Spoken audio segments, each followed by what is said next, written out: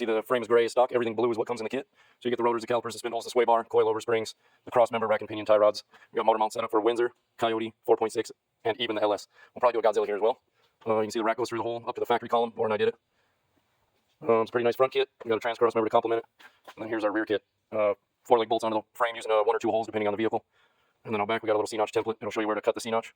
And then bolts in with the factory 3 shock holes and a rivet and a bolt hole here. Basically bolted in, it's got the coilover mounts, factory 9-inch. You can see the blue brackets are what you have to weld on. Comes with the panner bar and the panner tabs. That's the inside of the C-notch, all 1/4 inch. Lots of bolts everywhere. That side has the coilover bracket and the panner bracket in one. It's also adjustable. So if you do go in the lowest position with the C-notch, the pumpkin will hit the floor, so you have to do a little dimple in the floor or raise the floor.